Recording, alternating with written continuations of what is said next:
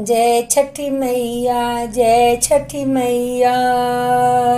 उगी है सूरज माला नैयो न डोले। उगी है सूरज माला नैयो न डोले रे कोयलिया बोले।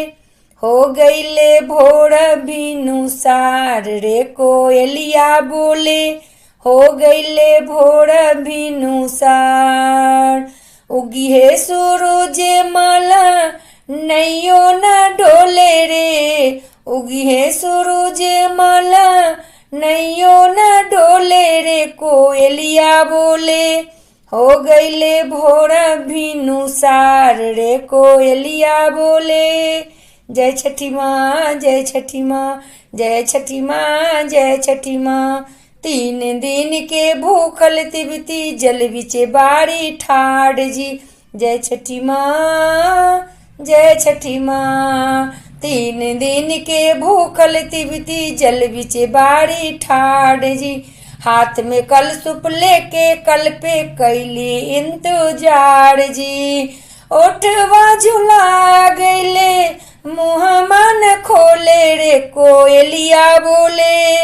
हो गईले भोर भिनुसार रे कोयलिया बोले। हो गईले भोर भिनुसार। जय छठी मैया जय छठी मैया जय छठी मैया जय छठी मैया।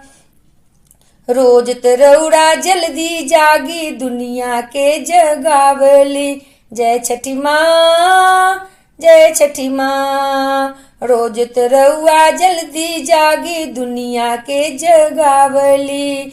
आज त बदरी हटे नइखे काहे देर लगावेलू। ललकी किरनिया देखेली गोले गोल रे कोयलिया बोले। हो गईले भोर भिनुसार रे कोयलिया बोले।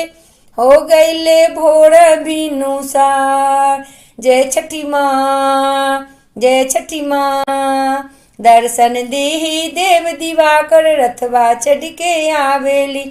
एही अरगिया कठिन परबिया सुफल मोर बनावल जी। रोजी भक्ति रस घोल रे कोयलिया बोले।